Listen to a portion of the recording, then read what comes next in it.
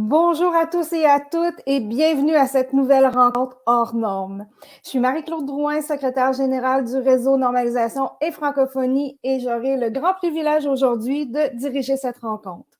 Les rencontres hors normes, c'est un moment qu'on a entre nous où j'ai le grand plaisir d'interviewer différentes personnalités de différents horizons et de saisir la balle au bon pour discuter avec eux de comment la normalisation a eu un intérêt dans leur cursus professionnel.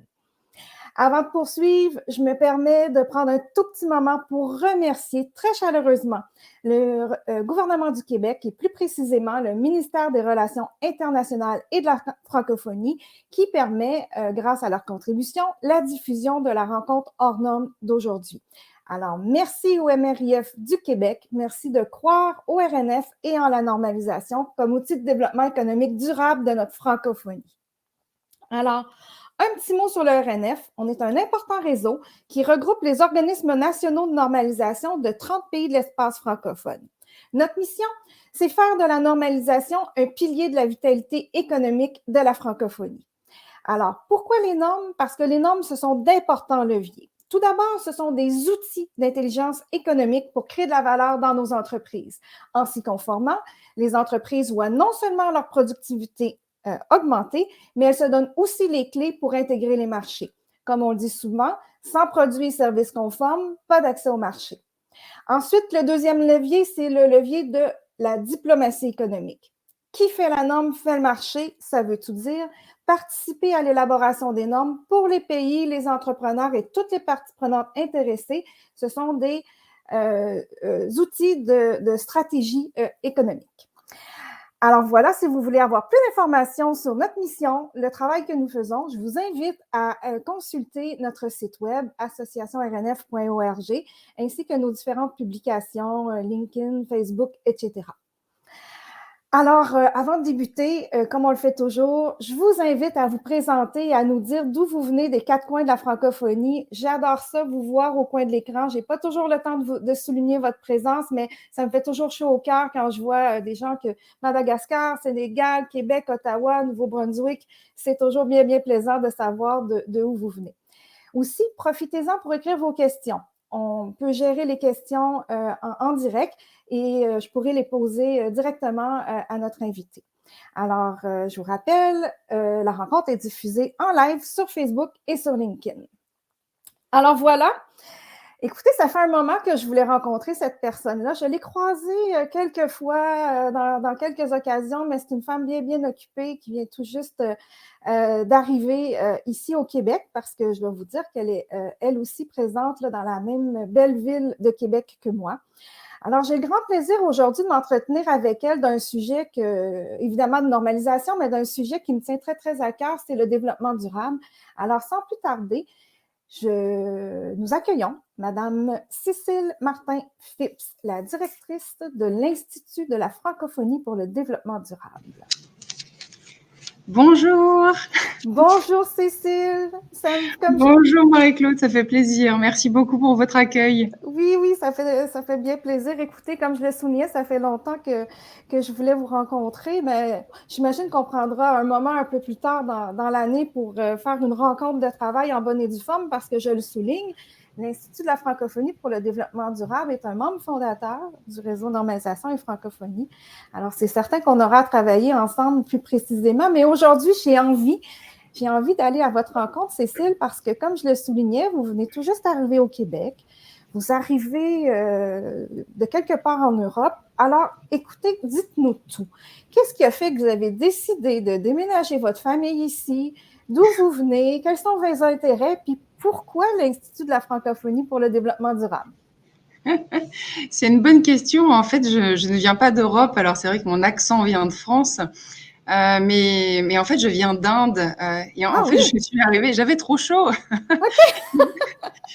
J'ai passé 4 ans et demi en fait à New Delhi en Inde où il fait à peu près 40-45 degrés Celsius entre mars et juin parce que je travaillais à l'Alliance solaire internationale là-bas.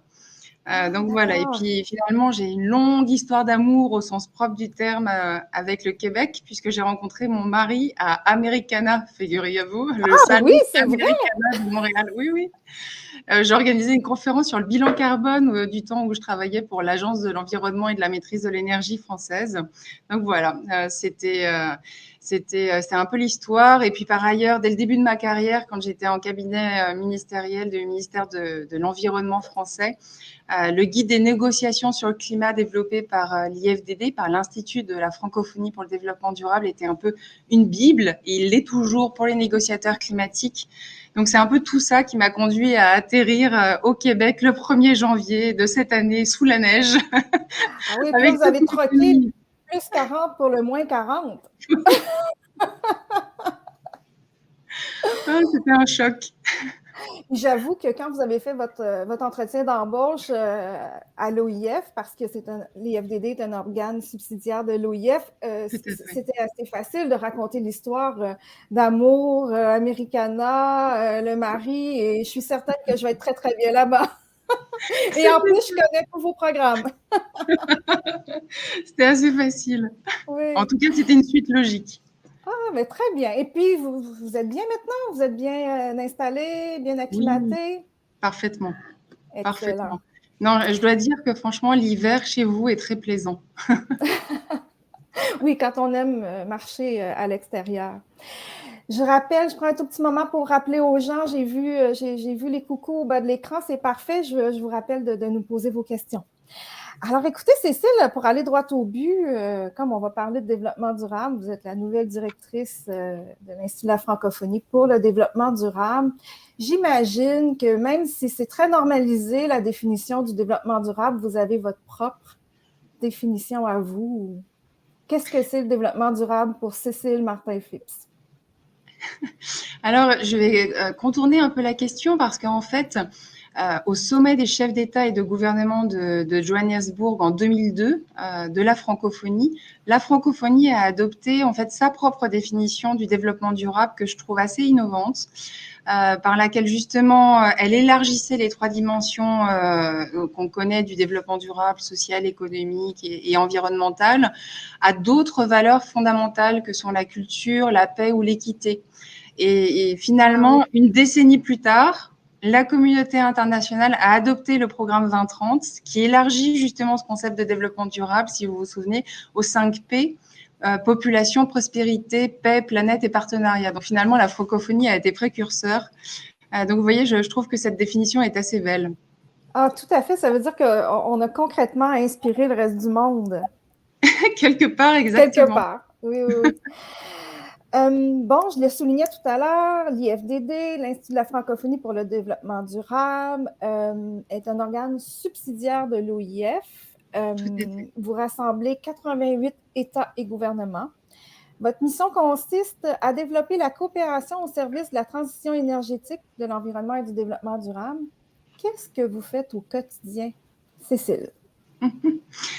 Eh bien, vous l'avez dit tout à l'heure, l'IFDD déjà est ici à Québec depuis 35 ans. Et depuis Québec, l'IFDD a pour mission, alors c'est ambitieux, de transformer le monde francophone durablement en développant la coopération au service de la transition énergétique et du développement durable. Concrètement, nous avons 4 axes principaux d'action.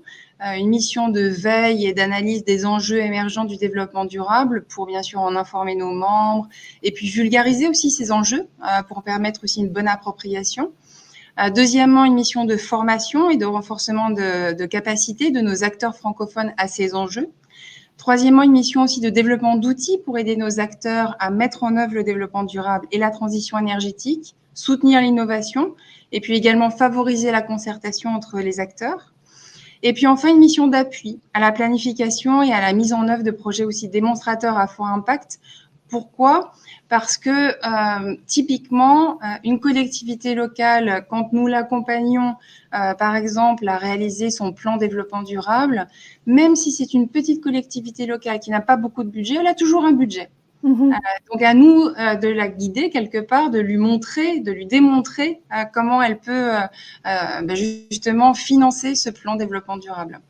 Donc voilà, c'est un peu ce que nous faisons. Par exemple, cette mission de veille stratégique, ça nous a aussi conduit à travailler à vos côtés pour associer 12 de nos pays membres aux travaux de la normalisation sur l'économie circulaire, qui est un concept qui est quand même développé par les pays développés depuis les années 70. Et l'objectif pour nous, c'est que nos pays francophones puissent se l'approprier, ce concept d'économie circulaire, et également anticiper les normes qui vont venir, encadrer la pratique, et ainsi éviter qu'ils les subissent, mais au contraire qu'ils en soient les acteurs.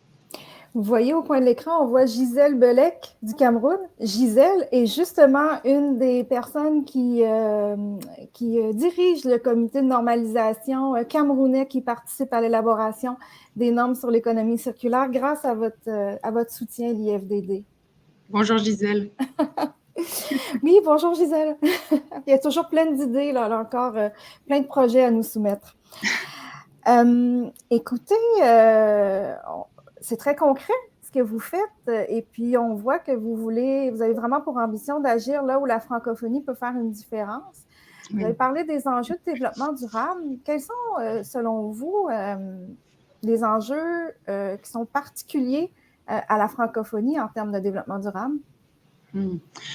En fait, pour nous, l'enjeu, c'est le développement durable, point.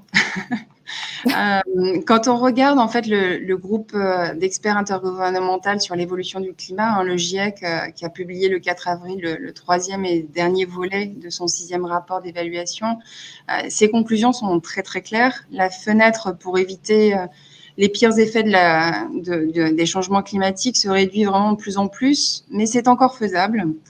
Et dans tous les scénarios étudiés, on voit qu'il y a une chance encore de limiter les réchauffements à 1 degré ou 2 degrés supplémentaires, mais ça implique réellement des actions et des actions concrètes immédiates.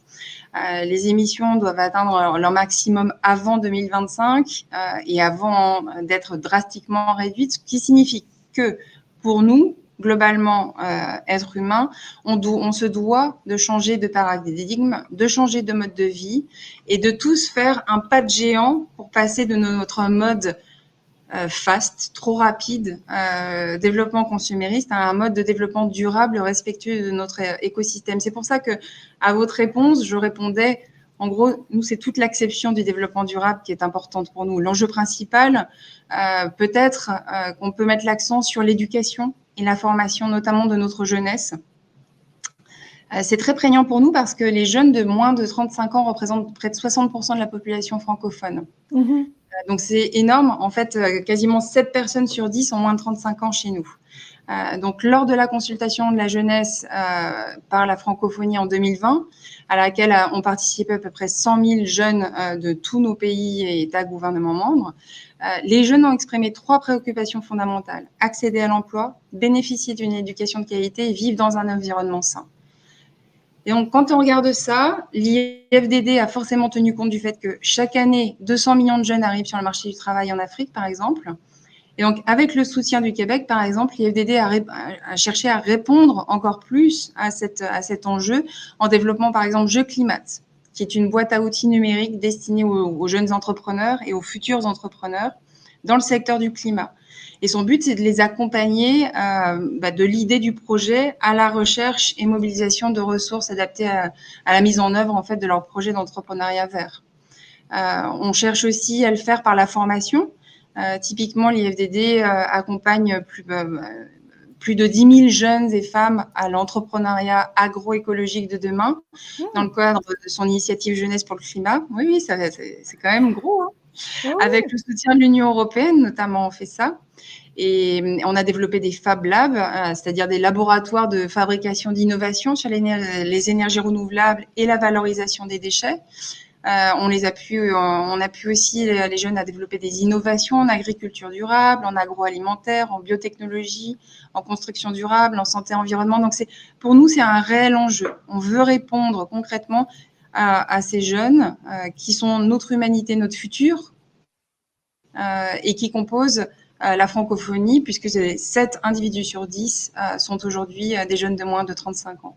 Vous venez de parler de l'agriculture durable. Cécile, je ne sais pas si vous le saviez, mais la norme ISO 26000, qui est justement sur la responsabilité sociétale des organisations, Elle a été déclinée justement au secteur de l'agroalimentaire pour guider les agriculteurs et les transformateurs sur leur façon de faire pour intégrer la culture du développement durable et de la responsabilité sociétale des organisations à l'intérieur de leurs bonnes pratiques.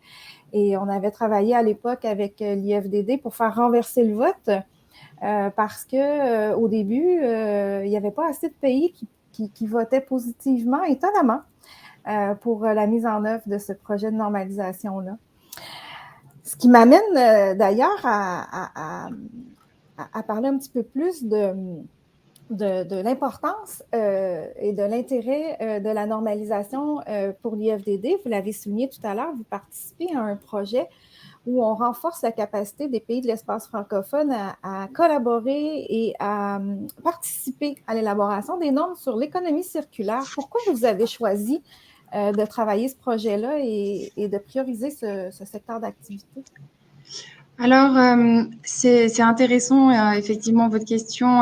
Pourquoi cet enjeu? L'économie circulaire, c'est une nécessité pour la francophonie. Je pense que c'est l'un des moyens les plus efficaces d'atteindre les objectifs du développement durable et l'accord de Paris sur le climat. C'est une transition dans laquelle tous les pays doivent s'engager, à la fois développés et en développement. Et c'est vraiment la raison pour laquelle on a décidé d'être à vos côtés dans la création du groupe de travail technique ISO TC 323 sur l'économie circulaire en 2018, et puis de faire en sorte qu'une douzaine de nos pays puissent y être représentés et actifs. On sait, il n'y a pas encore vraiment de définition unique et consensuelle de l'économie circulaire. Ça demeure encore embryonnaire dans la plupart des pays. Et donc, c'est là où nous, on a toute notre valeur ajoutée, de façon à ce que cette définition soit déterminée, en fait, et élaborée à la fois par des pays en développement et des pays développés. Et on voit aujourd'hui le taux de circularité mondial est assez faible. Il est de 8,6%, je crois, à peu près. Oui, on a encore de l'amélioration à faire. Exactement. Et du coup, ça montre aussi qu'on n'a pas encore une grande idée de où est-ce qu'on se situe en Afrique ou dans les Caraïbes ou d'autres endroits de la francophonie. Donc, c'est aussi à nous d'aller chercher ces informations-là. Ça montre aussi la force du secteur informel pour par exemple, les activités de recyclage qui sont importantes. Donc, comment aussi prendre ça en compte dans cette définition de la norme sur l'économie circulaire? Et globalement, les normes en matière d'économie circulaire vont venir encadrer la pratique, je le disais tout à l'heure. Et ça va se traduire par de multiples questions et d'enjeux pour nos pays francophones, des enjeux législatifs, des enjeux de gouvernance, d'infrastructure, d'investissement, de commerce, de données. Donc, comment faire de l'économie circulaire quand on importe presque tout, par exemple? Ouais. Quelles opportunités de création d'emplois pour les jeunes, pour les femmes? Quels besoins de formation, d'investissement et plein d'autres auxquels j'ai pas forcément pensé. Donc, le travail de l'IFDD en matière d'économie circulaire et de normalisation, je pense que c'est une belle illustration de notre positionnement stratégique et de nos modes d'intervention. On veut vraiment être le facilitateur entre les décideurs publics, le secteur privé, le secteur de la finance, de la recherche, la société civile, à la fois en matière de veille et d'analyse, comme je le disais plus haut. C'est pour ça que on finance un projet de recherche sur les enjeux, défis et leviers de l'économie circulaire dans l'espace francophone. S'assurer aussi que ces normes qui seront adoptées prennent en compte les intérêts et les enjeux spécifiques de nos pays, pour qu'ils ne soient pas laissés en marge de la nouvelle économie. C'est important. Et puis, deuxièmement, en matière de renforcement de capacité, du coup, on apporte un appui personnalisé à l'ensemble des organismes nationaux de normalisation participant à ce groupe de travail. Troisièmement, en matière d'animation de réseau, puisqu'on aide à créer une banque d'experts francophones de l'économie circulaire, et c'est très important. En matière de plaidoyer et de concertation, chaque année, il y a des concertations qui sont organisées de décideurs avec l'objectif d'appuyer les gouvernements dans l'adoption de politiques publiques, d'incitatifs et de stratégies de feuilles de route sur l'économie circulaire. Et puis enfin, en matière de mise en œuvre et d'application des normes, On a un nouveau projet pour 2023-2026 qui devrait justement se concentrer sur l'application de ces principes d'économie circulaire dans les collectivités territoriales, notamment à travers la lutte contre les îlots de chaleur urbains et le bâtiment. Donc voilà, c'est un peu de cette façon qu'on espère arriver à accélérer la transition vers l'économie circulaire et à transformer durablement notre monde. Donc, c'était très planifié, votre participation à ce projet. On voit qu'il y a vraiment des étapes bien ciblées. Et évidemment, si on veut appliquer le développement durable, ça va nous prendre des modèles qui nous ressemblent. Et c'est ce à quoi on travaille actuellement. Tout à fait. C'est passionnant de vous entendre. J'avais le sentiment que ce serait très intéressant. Peut-être l'entrevue tire à sa fin. Tout à l'heure, vous avez cité le rapport du GIEC qui a vraiment sonné l'alarme. Là. Je pense que là, si on ne le croit pas cette fois-ci, on ne croira jamais. Pensez-vous que pour ce qui est des 17 ODD, on va y arriver avant 2030? C'est une bonne question et en fait, j'ai envie de vous répondre que même si ce n'était pas réaliste, je ne peux pas me permettre d'être pessimiste en tant que directrice de l'IFDD. Et en tant que maman, j'ai 3 enfants de 6, 4 et 2 ans. Ah, oui. Donc j'espère réellement que dans 8 ans, on pourra applaudir le sursaut, le réveil, le passage à l'acte, le changement de paradigme.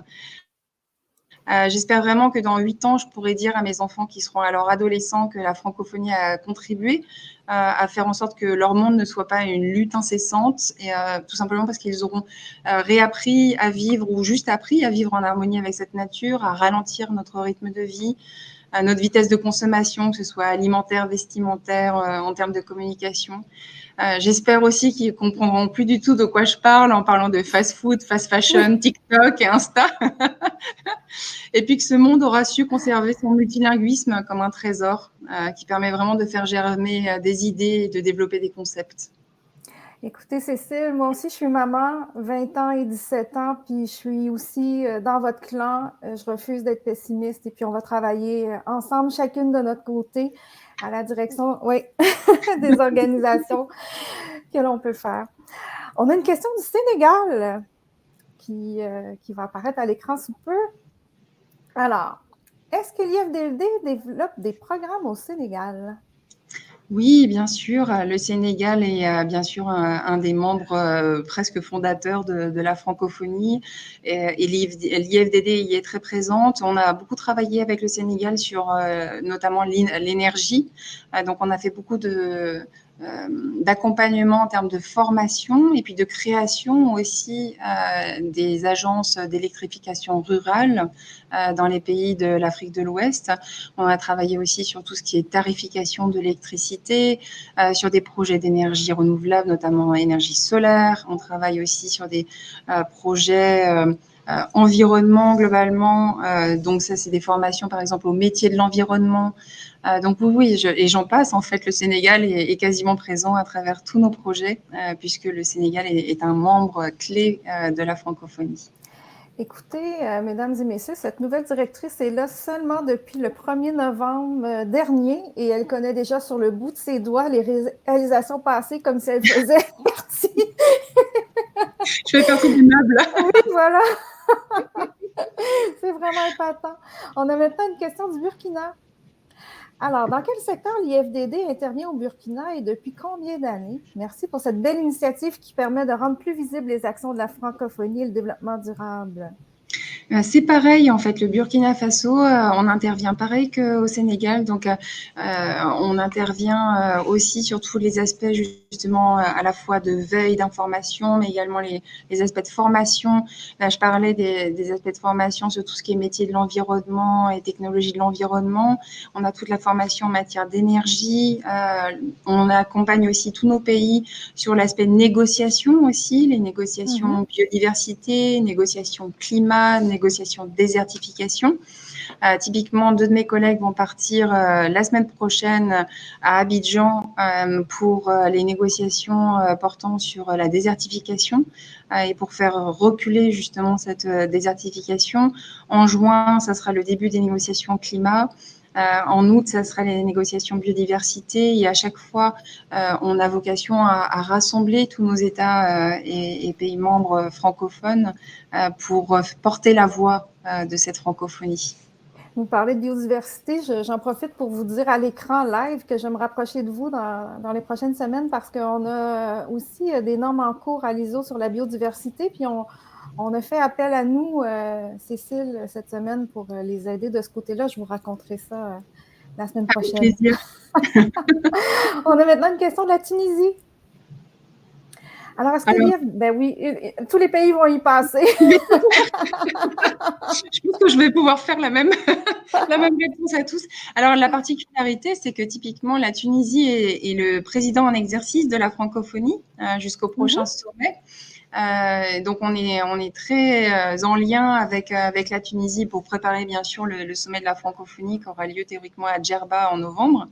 Mais au demeurant, la Tunisie est très intéressée et travaille beaucoup avec nous sur les aspects notamment d'accompagnement des jeunes à l'entrepreneuriat vert, donc sur jeux, climat et autres. Donc ça les intéresse beaucoup. Et puis, je fais une aparté parce que le Sénégal est le président du groupe Afrique et donc on a aussi du coup un accompagnement spécifique, pas pour le Sénégal uniquement, mais à travers le Sénégal pour tout le groupe Afrique sur notamment les aspects de négociation. Ah, intéressant. Écoutez, Cécile, c'est déjà la fin de notre entrevue. Alors, me voilà à la question que je pose à tous mes invités. Quel est votre mot préféré de la langue française? Alors, c'était dur parce que finalement, j'en ai beaucoup que je trouve très beaux.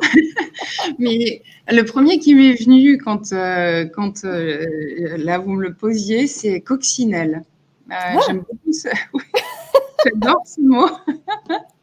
Coccinelle, je trouve que c'est très beau. D'abord parce qu'on l'appelait aussi la bête à bon Dieu qui porte chance. Et puis parce qu'elle est essentielle à notre écosystème, cette coccinelle. Donc voilà, c'est mon mot. Ah, j'adore ça. Écoutez, Cécile, un grand merci pour votre générosité aujourd'hui. Ça a été très intéressant et passionnant de vous écouter.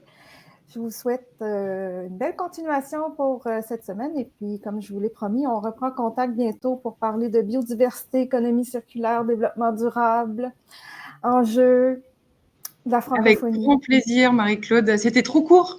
Oui, c'était trop court. On reprendra. Vous êtes notre invité chouchou. Ouf, avec plaisir. À bientôt. Merci encore. À bientôt. Merci beaucoup. Merci. Alors voilà, une autre invitée fort passionnante que je découvrais en même temps que vous. C'est vraiment une belle surprise pour moi, puis je ne suis pas déçue. J'espère que vous non plus. Alors, comme je soulignais, l'IFDD est un membre fondateur du réseau Normalisation et Francophonie, puis les normes sont d'un grand support pour leur mission et leurs enjeux. Alors, comme on l'a bien souligné avec Cécile, pour être en mesure de modifier nos comportements et d'avoir les meilleures pratiques, bien, ça nous prend des modèles. Donc, les normes nous permettent de fixer cette connaissance-là et de la diffuser. Et puis, évidemment, si on veut que les normes nous ressemblent, il faut y participer. Alors, sur ce, je vous invite à consulter un site très, très intéressant. C'est le site web de l'ISO, plus particulièrement à la page qui parle de comment l'ISO atteint les objectifs du développement durable et quelles normes sont utilisées justement pour ces 17 objectifs-là. Alors, vous avez l'adresse à l'écran, mais sinon, dans n'importe quel moteur de recherche, vous tapez ISO et ODD. Et vraiment, c'est très intéressant de voir comment les normes contribuent à l'application du développement durable. Alors voilà, je vous remercie. Sur ce, c'est déjà le temps de vous dire au revoir et de vous dire qu'on se voit à notre dernière rencontre de la saison, 18 mai prochain. Ce sera 9h heure du Québec, 15h heure de Paris. Et pour cette dernière, je me fais vraiment plaisir, puis je vous raconterai pourquoi. Plus précisément, je vous garde la surprise et le suspense pour la prochaine rencontre. Et on va parler de crédit carbone éducatif. Alors, on va rencontrer Charles-Hugo Maziad, le directeur général de la Coap-EFA, et on va rencontrer Paul Viricel, le directeur de Carbone scolaire France à la Fédération Léo Lagrange. Alors, les crédits carbone éducatifs, c'est un projet vraiment intéressant et mobilisateur qui a été créé ici au Québec, qui est maintenant non seulement déployé au Québec et en France, mais en interconnexion aussi dans la francophonie. Alors, je vous invite à vous joindre à nous le 18 mai prochain. Dans l'intervalle, vous pouvez réécouter la rencontre d'aujourd'hui et sur nos différentes plateformes, Facebook, LinkedIn. Consultez notre site web, vous abonnez à nos infolettes et autres médias sociaux. Et en terminant, je profite de l'occasion pour remercier à nouveau le gouvernement du Québec qui a rendu possible cette rencontre hors norme. Merci beaucoup, à bientôt et à la prochaine.